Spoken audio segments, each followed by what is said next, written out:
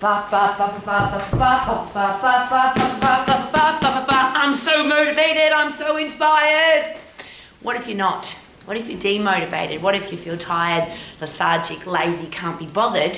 What do you do about that? Do you need to be more motivated? Do you need to have more energy?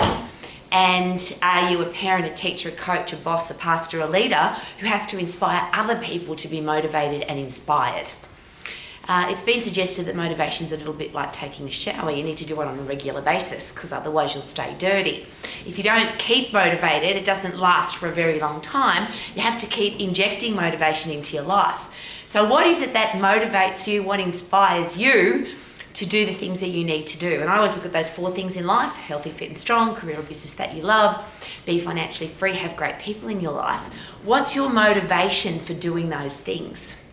Now, I'm not a parent, so I'm very careful about this, but I would imagine that if you are a parent, that you would want your kids to look at your life and say, wow, my mum and dad, they're healthy, fit and strong, they love what they do, they come home from work and they're just excited that they've been at work today, we're financially free, we don't have to struggle for money, we work really hard and we love what we do, but we don't have any financial challenges and we only have respectful people in our life. Wouldn't it be nice if our kids could say that about their family, their parents?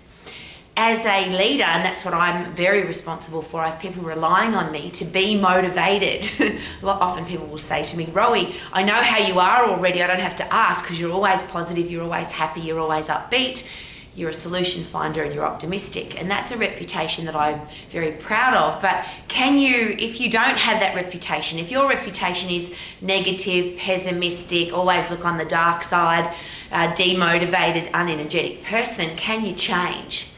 And the psychologists and psychiatrists, neuroscientists, the people that study human behaviour, will share with us that motivation comes from a reason. You've got to have a purpose. So there's a very personal question. What is your purpose? Why are you on the planet? And we often share that here at Max. There's 2 really important days in your life: the day you were born, because obviously you wouldn't be here, and the second most important day is when you realise why you're here. So this is a really interesting question, and I'm going to ask it's a scale, not a right or wrong scale, and not a 1 to 10 scale. It's just a differentiation scale. So at this end of the scale, I want to have a great life for me and my family. Those 4 things. I want me and my family to be healthy, fit and strong.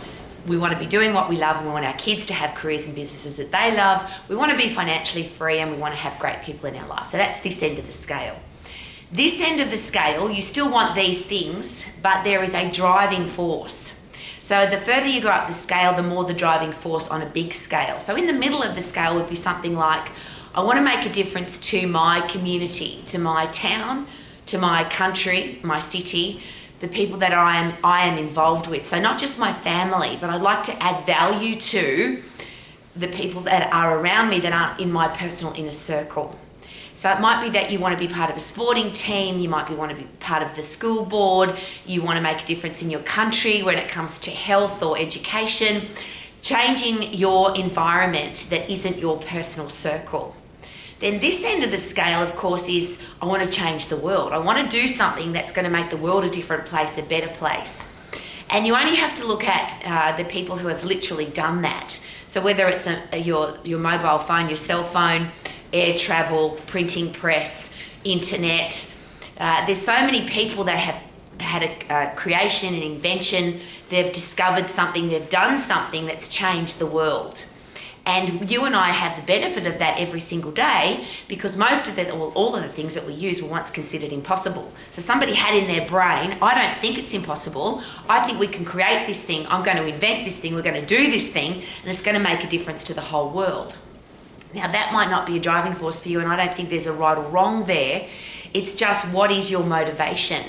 So if you are a single person on your own, it may be very difficult to be motivated if you're demotivated and you have no purpose to get up. But what about this? When you look back over your life, do you want to be able to say, I did, I went, I achieved, I tried, I did all the things that I wanted to do, versus look back over your life and say, I could have, should have, would have, but I didn't. There's a lot of people who just exist through life, yeah? They wake up, they go to work, they come home, they go to sleep, maybe they have a couple of weeks holiday every year, They struggle for money, they live an average life, and then they die. And that's not a right or wrong, that's just an observation that is a way that a lot of people live their life. On the other end of that scale, and again a differentiation scale, there are people literally that can look back over their life and say, because of what I created, invented, what I did, what I achieved, I've changed the world. So it might be your sport, it could be art, it could be your business. What is your driving force? So what do you want, when you look back over your life, what do you want to be able to say? When people look into your life, particularly your inner circle, your children, the people that you want to respect you, and that might not be important to you. But if it is, what are you going to do for people to look at your life and say, I really respect her, I respect him because of what they did for their family and or their community, their city, their country, or the world? So here's a great question though, because a lot of people talk about how do I get motivated? Is it possible that doing creates motivation, not I get motivated and then I go do? So that's why I'm standing in the gym. It's freezing cold today. It's really windy outside. You actually can't stand up outside. And a lot of people would not exercise today, but I'm very privileged. I have an indoor gym and I can exercise. Now, if you wake up tired, demotivated, lethargic, don't feel like doing anything, you could try and get motivated. You could, well, I'll just be motivated and then I'll go train. But is it possible that if you exercise, if you get adrenaline pumping through your body, and that's why I'm in the gym, because the very powerful tool for being motivated is adrenaline, epinephrine, same thing. They are, and or cortisol, which are the stress neurotransmitters inside your body. So if you feel tired and lethargic and bored and can't be bothered, but an earthquake hit your house, or a burglar broke into your house, or somebody called you and said your child was in trouble, all of a sudden you would have all the energy you needed to run away, to fight, to solve the challenge, because it's something that's important to you. And that's a beautiful thing about the endocrine system in the body. Our hormones are designed to make sure that if we're under threat, if we have a challenge, we can sort that challenge. So if you have none of those things happening, and I hope that you don't have anything horrible happening to your children, you don't have a burglar breaking into your house, and you don't have an earthquake shaking your house, but that would produce motivation for you to get the hell out of there.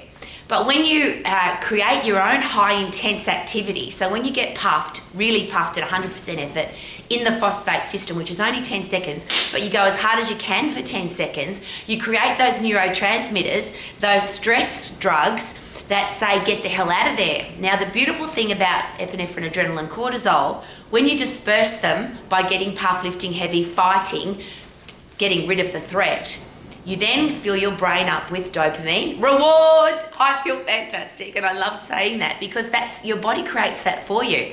When you overcome a threat, you feel good, you feel rewarded, you feel amazing because you did something of value.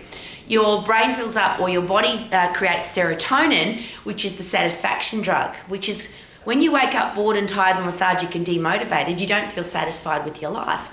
But serotonin is the satisfaction neurotransmitter. So if you produce epinephrine, adrenaline, cortisol, fight and flight, you'll then produce dopamine and serotonin. You'll also produce brain-derived neurotropic factor, which is fertilizer for your brain, so that next time you feel better. Now, if you keep doing that on a regular basis, your body builds up a stronger, more resilient, better way of dealing with stress and challenges, dealing with demotivation. So then you end up like me, accused of you can't be happy all the time. But my answer is always, what if you could be? What if your body was so used to overcoming a threat, overcoming a challenge, fighting and flighting, that brain-derived neurotropic factor, the fertilizer for your brain, was constantly filling up your body, creating better neurotransmitting pathways so that you always feel motivated and you always feel inspired. Now, do I wake up every day inspired and motivated? Most days, yes, but the days that I don't, and every other day, of course, the very first thing that I do is I come into the gym or I go outside and I sprint as hard as I possibly can, or I punch the bag, or I do jump squats, or I get on the cross trainer and go at 100% effort as hard as I can, so that I create my own stress, which then means I create dopamine, serotonin, brain-derived neurotropic factor. I'm sharing that with you because motivation is not something that falls out of the sky in a pretty big box. It's not something you can read in a book, and it's not something that somebody can inject into you, because wouldn't that be short term? Like a bath or a shower, if you get motivation from somebody else, what if they don't show up? Surely motivation's got to come with a word before it which says self-motivated. I am a self-motivated human being who gets up and goes, I can fight and flight, I can overcome challenges, I'm optimistic, I'm a solution finder, and your purpose for living, what is it? So whether it's to have a great life for you, a great life to create something special for your community, for your country, or you actually want to change the world, how about we focus on the why, what we want to do, and then create our own motivation by being healthy, fit and strong, getting puff, lifting heavy, creating our own neurotransmitting pathways that say reward, satisfaction, you feel fantastic, be better for next time. And they're all a choice. So there's the really tough question. If you're demotivated, lethargic, tired, can't be bothered, depressed, could that be a choice and could you change it? And we are adults, we can do whatever we want to, but if you are a parent, a teacher, a coach, a boss or a leader, could it be really important to become the person that is self-motivated, self-inspired, self-educated, so that you can inspire the people around you to be the same? Live your life to the max as a self-motivated, educated, awesome, amazing person. Live your life to the max. Super duper doo. How are you? Living my life to the max. Woohoo!